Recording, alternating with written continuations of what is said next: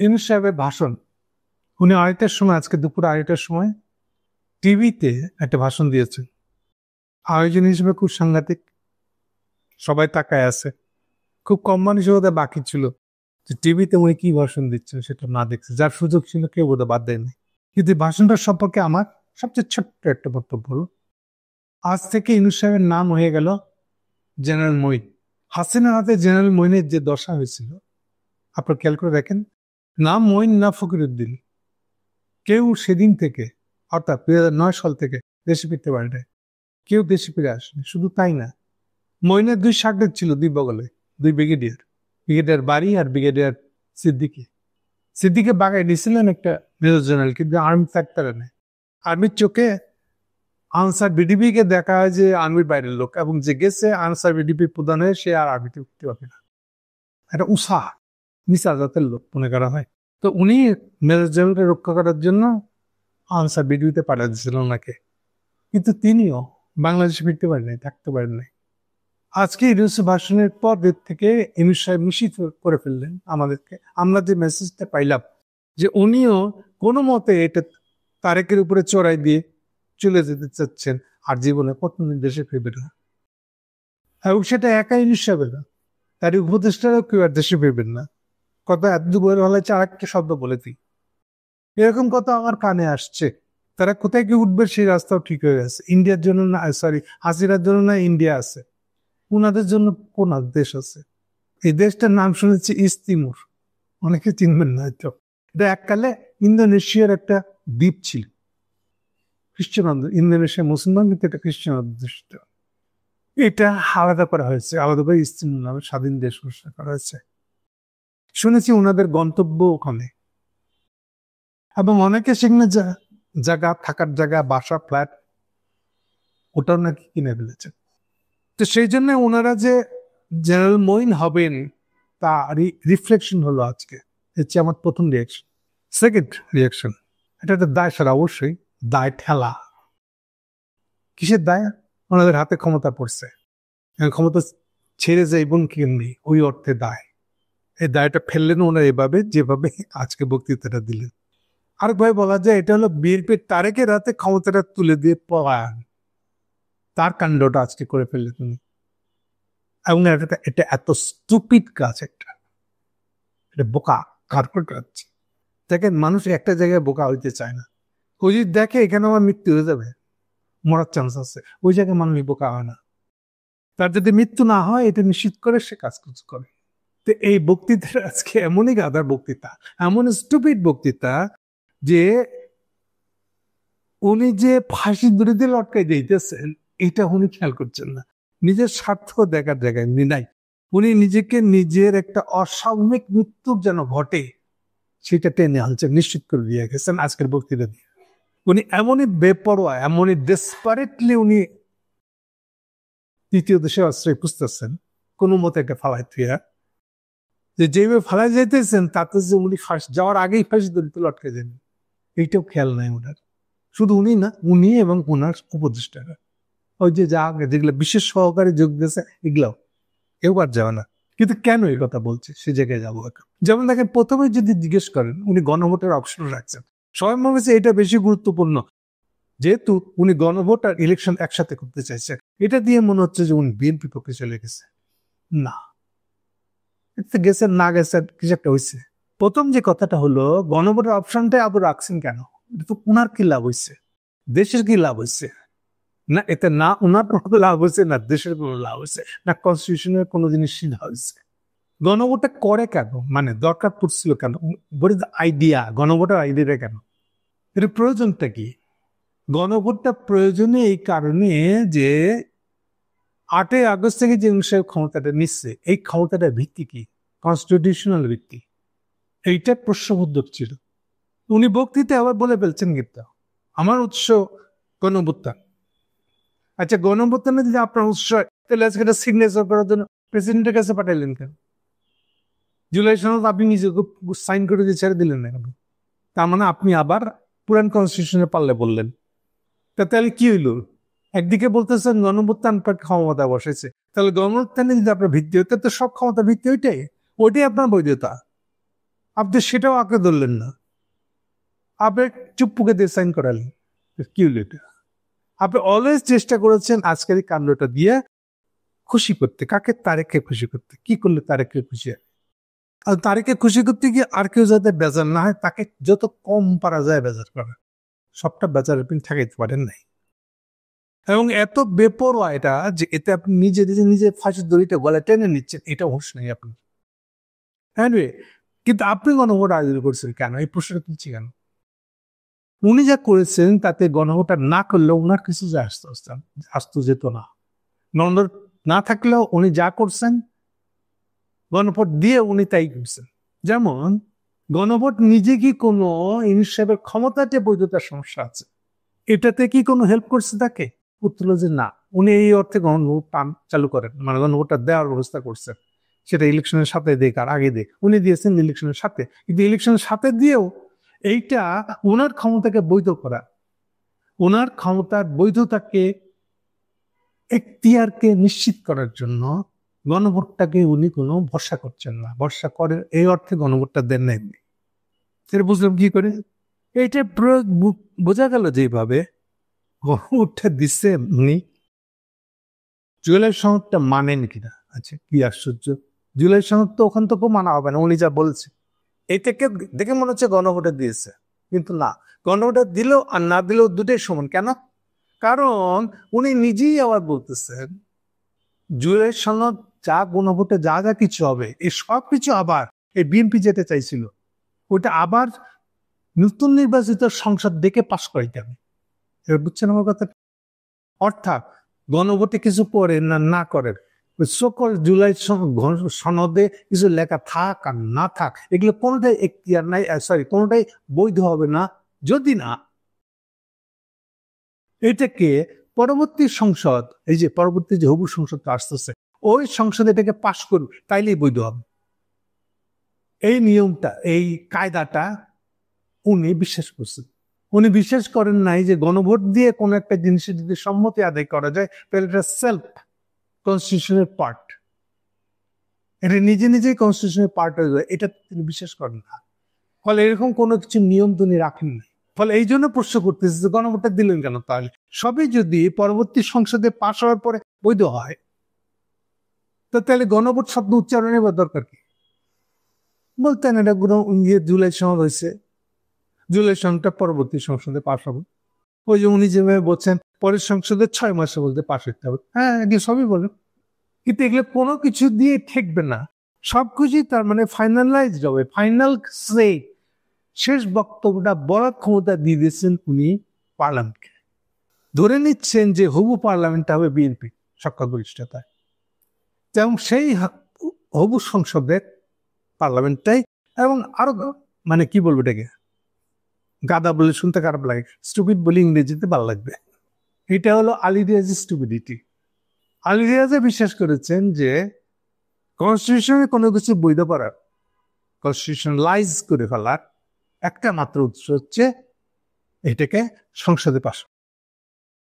বেশি বুদ্ধিমান তো, কমিউনিস্ট তো, এবং ওর যতগুলা নিয়ে কনস্টিটিউশনাল সংস্কার কমিটি বানিয়েছিলেন, না ঐক্যমত কমিশনের কথা বলছি না, কনস্টিটিউশনাল সংস্কার কমিটি, ওর ভিতরে অর্ধেকেরও বেশি 60%-এরও বেশি বোধহয় কমিউনিস্ট ব্যাকগ্রাউন্ড, তাদের কমিউনিস্ট। আমি বারবার বলছি যে কমিউনিস্টদের কনস্টিটিউশন সম্পর্কে কোনো ধারণা নাই। কার্ল মার্কস কনস্টিটিউশনের ক্ষমতায় বিশ্বাস করতেন না, কিন্তু সৈনিক ক্ষমতায় বিশ্বাস করেন। একজনকে মারবে, ওটাই তো হাসিনার ভাষায় আয়নাঘর।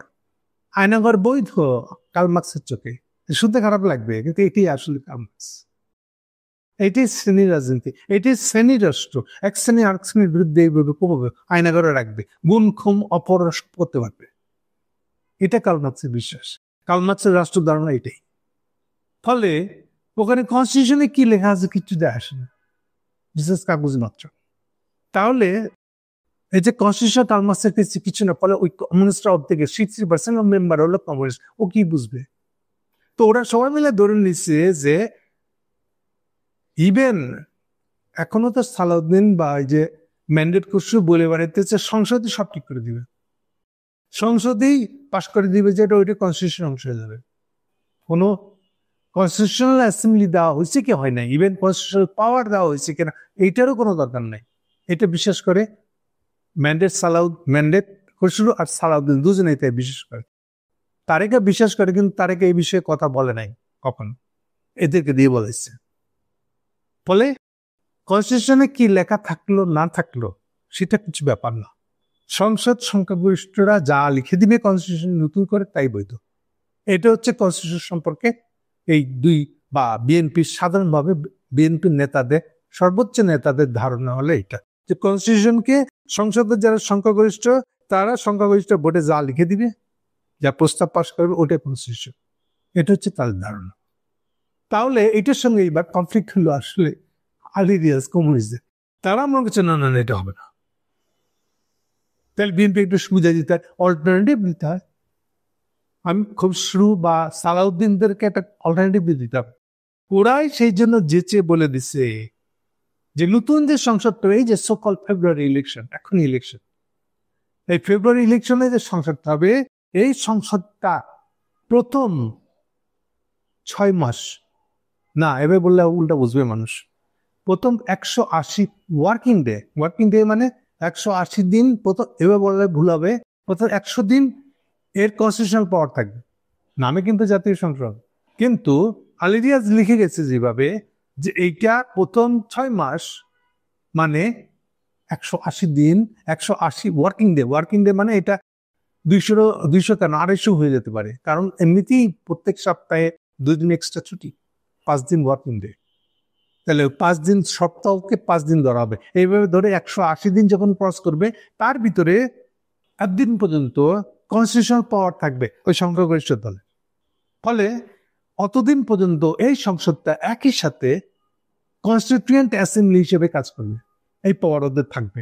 এই ক্ষমতাটাই ইনস্যাট দিলেন আজকে। মানে এমনি তারা বেঁধে পিটাইতো বিএনপি বা সংখ্যাগরিষ্ঠদের যেই দল, ওরা এখন বেঁধে পিটাইলেও শুধু হবে না, ওদের হাতে তুলে দিল যে আমাকে ভাই মাটিতে একদম ঘষা দিয়ে দিই, মাইতে পিটাইলেও হবে না, তুমি আমার আরো সুবিধা করে দিলাম তোমাকে, তোমার একটা কনস্টিটিউশনাল পাওয়ার দিয়ে দিলাম, তুমি সংখ্যাগরিষ্ঠদের এবার যা বলে দিবা তাই কনস্টিটিউশন অংশ হিসেবে। এবং খেয়াল করেন, ইউনিসেফ ক্ষমতা নিচ্ছেন 8ই আগস্ট 2024। এই 2024 থেকে শুরু করে এখনো পর্যন্ত তার ক্ষমতা কোনো বৈধতা নাই। এটা না পুরান কনস্টিটিউশনের অংশ, না কোনো নতুন বৈধতা তার আছে। এই বৈধতাটা নেওয়ারই সুযোগ ছিল আসলে যদি উনি গণভোটে দিতেন। গণভোটে দিয়ে যে জনগণ এটাকে হাঁ বলে দিত, তাইলে ইউনূস সাহেব বৈধ হয়ে গেছেন 8 তারিখ থেকে। 8ই আগস্ট থেকে যে সব সরকারটা উনি বানাইছেন, যা যা কিছু অধ্যাদেশ বলে নিয়ম জারি করছেন, এগুলো সব বৈধ হয়ে যেত। ওনাকে আর বৈধতার জন্য হবু সংসদের দিকে মুখ চেয়ে থাকতে হতো না, উনি নিজেই ইন্ডিপেন্ডেন্টলি বৈধ হয়ে যেতেন গণভোটটা হয়ে গেল। এই জন্য গণভোট আগে হওয়াটাও জরুরি ছিল, যে দুজনের সাথে মিশে না যায়। মিশে যায় মানে এখন যে দুইটা করলেন উনি, গণভোট আর দিয়ে একসাথে, তার মানে তখনও তাহলে কি হবে, গণভোটের রায় যখন আসবে বাই দিস টাইম সংসদের রায় এসে যাবে, এবং সংসদের সংখ্যাগরিষ্ঠতা দল হিসেবে সে হুমকি দিবে, তাই গণভোটের কোনো রায়টা কি আমাদের বিরুদ্ধে যদি হয়, বিএনপির বিরুদ্ধে যদি ধরা যায় গণভোটের রায়টা হচ্ছে, সে বলবে গণভোটের রায় ফালা রাখে, আমরা সংসদে এসে গেছি, আর দরকার নেই। তাহলে এই হয়ে গেছে জিনিসটা এখন। ওকে, তাহলে সার কথাটা কি? সার কথাটা হলো এই যে ইউনূস সাহেব বিএনপিকে খুশি করলে, কি করলে বিএনপি খুশি হবে সেই দিকে তাকিয়ে আজকের কাজগুলো করেছে। দরকার ছিল না গণভোট দিয়ে যে উনি যেখানে নিজের ক্ষমতাটাকে বৈধ করে নিতে পারতেন, এটা নিলেন না। তাহলে এখন কি হলো? তাহলে এখন যেটা হলো, হাসিনা ঠিক যেভাবে করেছিল, যে আমাকে 2008 সালের ইলেকশনে কিন্তু জিতাইবা তোমরা, তুমি মহিউদ্দিন, বুঝছো, তুমি মঈনুদ্দিন যদি আমাকে না জিতাও, কেমনে জিতাইবা আমি জানি না, আমি বিজয়ী ঘোষণা করতে হবে তোমাকে, তুমি ক্ষমতায় আছো। এখন যদি না করো, তাইলে অবৈধ ক্ষমতা দখলের দায়ে তোমাকে ফাঁসির বয়স কাটে চড়াবো। এই চুক্তি করছিল। এইটাই আপনার সবচেয়ে বড় দলিল প্রণব মুখার্জির বই। আমি বহুবার বলছি এই কথা, আজকে ওদিকে যাচ্ছি না। ইউনূস সাহেব করলেন কি, নিজেই দড়িটা গলাটা আগাই দিলেন, যে এখন আমরা কাটেন। এটা দিয়ে মনে হচ্ছে যে ইউনূস সাহেব তারেকের সাথে ডিল করে আলাইছে, ভাই আপনি জিতাই দিবানি, আমার একটু পালা জিতে দিয়ে। আচ্ছা, এই যে চুক্তিটা পড়ছেন, হ্যাঁ, আপনার পালাইতে দিবে? হাসিনা নাই ওদেরকে পালাই যেতে দিছিল, তবে দেশে তো ফিরতে দেয়নি। বা ওরা নিজেরাও সাহস করে কেউ দেশে ফিরতে পারে না। এমনকি মাসুদ, যে মাসুদের কারণে 111 কুটা ঘটতে পারছিল, তাকে অস্ট্রেলিয়ানে কোথায়, মালয়েশিয়া অস্ট্রেলিয়া কোথায় যেন রাষ্ট্রদূত করে ফাঁকা রাখছে সুযোগ দিয়ে, এবং একটার পর একটা হাসিনা তার এক্সটেন্ড করে গেছে, বোধহয় 3বার এক্সটেনশন দিয়েছে তার রাষ্ট্রদূত হিসেবে। শেষে দেশে ফিরে আইতে চাইছে, এখন দেশে ফিরে আইনে এইবার নিজের দল থেকে, আওয়ামী লীগ থেকে ইলেকশনে দাঁড়াতে চাইছিল, তো উনি প্রথম হ্যাঁ বলো, পরে বলতেছেন না, এটা দেখে খারাপ লাগবে, আমি বলে দিতে চাচ্ছি আপনি জাতীয় পার্টি দেখে খারাপ। তো উনি ফেনী থেকে জাতীয় পার্টির হয়ে দাঁড়াচ্ছে, উনি আর সংসদ সদস্য লাভ হয়েছে কি, যত মালয়েশিয়ার লোক গেছে তার কাছে যে টাকা নিচ্ছে, টাকা মারছে প্রায়, এই যে এক লোক পিছু 10 লাখ টাকা পাইছে, 1 লাখ টাকা খরচ হয় নাই। এই টাকাটা মাইরে খাইছে না, হাসিনা সরকার থেকে এই সুবিধা পাইছে। এমনকি এই সুবিধাটা ইউনূস সরকার আসার পরও খাইছে। ইউনূস সাহেব যখন এটা ভেঙে দিচ্ছেন প্রায় 8 মাস পরে, তারপরে এটা কমে গেছে, কিন্তু এটার জন্য ওনার বিরুদ্ধে কোনো মামলা এখন তো হয় নাই। মালয়েশিয়ায় বহুত হয়েছে করেছে ইউনূস সাহেব, কিন্তু কারো বিরুদ্ধে কোনো মামলা হয়নি। এনিওয়ে, তার মানে মাসুদরা এইভাবে সুবিধা পাইছে, মাসুদ হাসিনাকে ফেভার করছে ডাইরেক্ট তাই। কিন্তু মঈন না ফখরুদ্দিন দেশে ফিরতে পারছে, তাহলে ইউনূসের বেলায় কি হবে? ইউনূস নিজেই এই জিনিসটা বেছে নিলেন, এই দড়িটা নিজের গলায় পরে নিলেন আজকে, যে ওনার হাতে যে সুযোগ ছিল গণভোটটাকে যদি আগে করতেন তাহলে ওনার ক্ষমতাটা বৈধ হয়ে যায়। উনি সেটা করতে গেলেন না, না বিএনপিকে অখুশি করে তো লাভ নেই, বিএনপিকে খুশি রাখলে আমি একটা আরামে তত্ত্বরায় সেটা এখন ইস্তিমুরে যাই আর আমেরিকায় যাই, ওনার তো নাকি শুনি আমি 5 দেশের পাসপোর্ট আছে, যেখানেই যান না কেন ওনার কোনো অসুবিধা হয়। আর দেশে ফেরত কি দরকার, দেশে ফেরত না চিন্তা করলে হবে তার। তা আজকে উনি সেইটা কল্পনা করছেন আসলে এগুলো দিয়ে। তো এই জন্য বলছে এটা স্টুপিড, এমন একটা স্টুপিড চিন্তা যে হাতের কাছে আপনি যদি এটাকে গণভোটে দিয়ে দিতেন, গণভোটে পাশ হয়ে গেলে আপনি বৈধ হয়ে যেতেন ক্ষমতা হিসেবে, তা আপনি সেটা করলেন না। আপনি বিএনপিকে খুশি করার জন্য গণভোটে একসাথে দিলেন, যাতে গণভোটে কোনো প্রভাব না থাকে, সংসদে আসল কথা। প্লাস আমাদের বিখ্যাত আলী রিয়াজ সাহেব করছেন কি, বিএনপি যেটা চায় নাই, কনস্টিটিউশনাল পাওয়ার চায় নাই, ওরা বলছে সংসদ হলেই হবে। আলী রিয়াজ এটাকে আরো বলে দিচ্ছে, প্রথম সংসদ তো বটে, একই সঙ্গে তাদের কনস্টিটিউশনাল পাওয়ার থাকবে টোটাল 180 ওয়ার্কিং ডে এর পর, এবং সেইটাই মূলত পাশ হয়েছে। তাহলে কি পরিমাণ ক্ষমতা দিচ্ছে এবার চিন্তা করেন।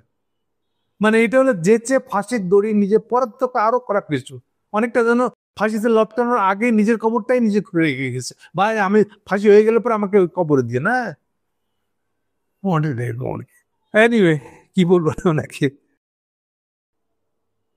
তাহলে এখন আরেকটা কনসিকুয়েন্স, তাহলে কি হলো, তার মানে এখন এই অনুসারে অবৈধ, ওনার ক্ষমতা কোনো বৈধতা নেই।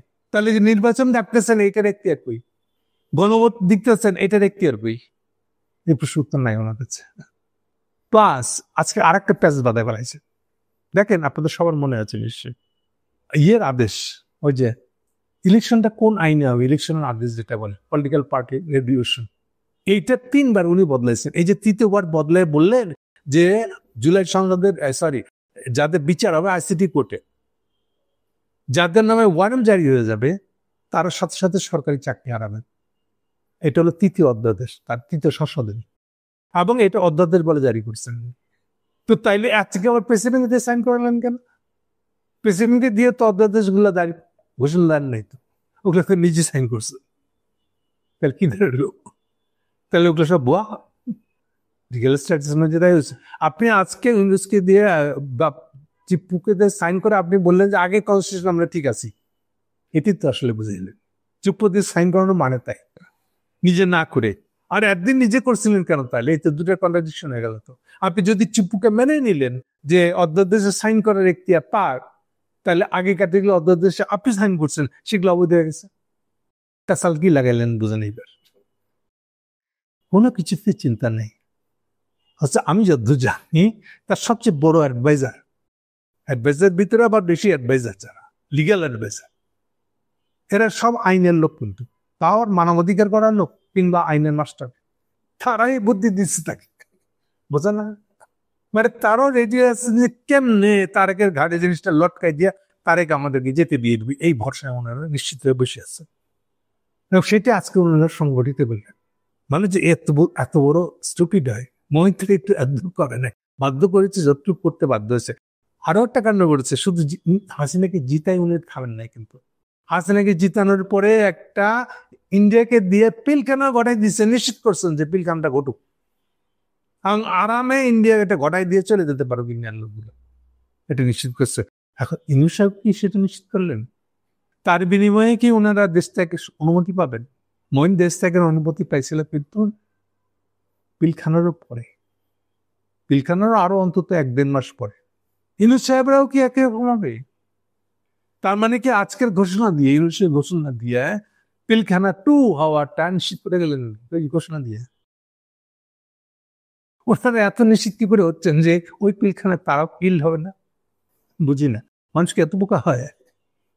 কি তাদেরকে এত নিশ্চিত করছে? আর এইটাই তো ইন্ডিয়া চাইছে বারে বারে, তারেক চাইছে তো এই ক্ষমতাটাই।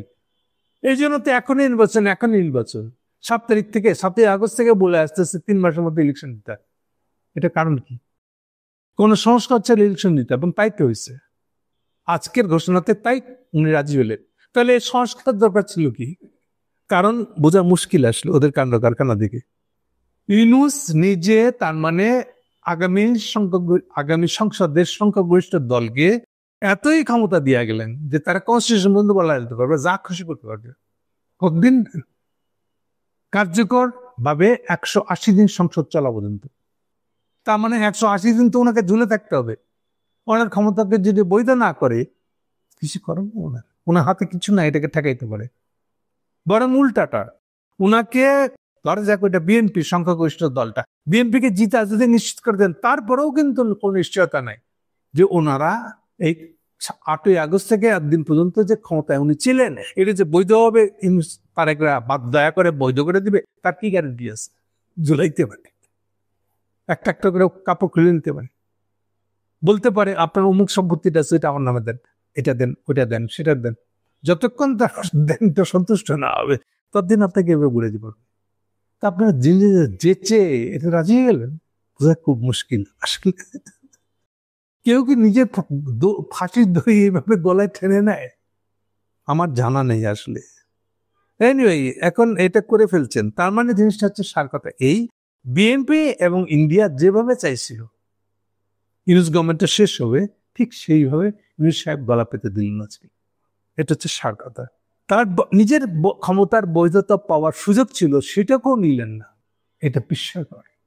তারা এতই নিশ্চিত যে একটা কনস্টিটিউশন রাজনীতি না বোঝা ইউনূস সাহেব, একটা অজ্ঞ এ ব্যাপারে ইউনূস সাহেব, তার নাদানিদেরও কোনো সীমা থাকলো না।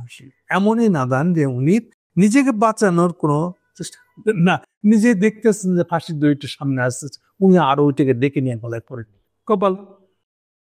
সো ইন্ডিয়ার হাতে চলে গেলেন, বাংলাদেশকে আরেকবার ডুবে দিয়ে গেলেন তারেক এবং ইন্ডিয়া। এবং মহিনার মতন তো বেরিয়ে যাবো চিন্তা করছেন, পারবেন কি না ওটা দেখার জন্য আমাদেরকে ওয়েট করতে হবে। খালি একটা কথা বলবো সাথে, লাস্ট কথা, আজকে আদালত পরে একটা মজার ঘটনা ঘটেছে। এই প্রথম আওয়ামী অ্যাডভোকেট গুলা, অ্যাডভোকেট মানে সুপ্রিম কোর্টের অ্যাডভোকেটরা রীতিমতন প্রকাশ্যে শো করছে একটা, এবং সেখানে যে ব্যানার টাঙাইছে, দাবি জানাইছে, দাবিটা হলো, সেটা ফেসবুকে স্ট্যাটাস দিছে, অবৈধ সরকারের সাজানো বিচার এর প্রতিবাদে সুপ্রিম কোর্ট আইনজীবীদের ব্যান ডাউন কর্মসূচি। বোঝা গেছে না? বোঝা নাই। মানে হাসিনাকে যে ফাঁসির অর্ডার আজকে দিয়েছেন আপনি, মানে 17 তারিখে ঘোষণা হবে, এইটা হলো অবৈধ সরকার, অর্থাৎ ইউনূস সরকার অবৈধ, এটা বলতেছে, এখনই বলতেছে। সো ইউনূস সরকার অবৈধ এবং এই বিচারটা সাজানো বিচার, এর প্রতিবাদে তারা সুপ্রিম কোর্টের আইনজীবী ওলারা, আওয়ামী আইনজীবীরা এই মিটিংটা করছে। উপরে লেখা আছে, এটা আবার বাংলাদেশ আওয়ামী লীগের ফেসবুক অ্যাকাউন্ট, সেখান থেকে এটা ছাপ দেওয়া হয়েছে। আমি আপনাদেরকে এটা লিঙ্কটা দিয়ে দেবো, নিজেরা দেখে নেবেন। আর এত কিছু দেখার পরেও কি ইউনূস সাহেবের হুঁশ হচ্ছে না? ওনাকে তো অবৈধ বলতেছে আওয়ামী লীগের এখন থেকে, এরপরে উনি বুঝতেছেন না উনি কি করে নিজের গলা থেকে ফাঁসির দড়িটা সরাবেন। আই ডোন্ট নো আসলে মানুষ কি করে নিজের মৃত্যু সম্পর্কে এত বেখেয়া থাকে। Thank you.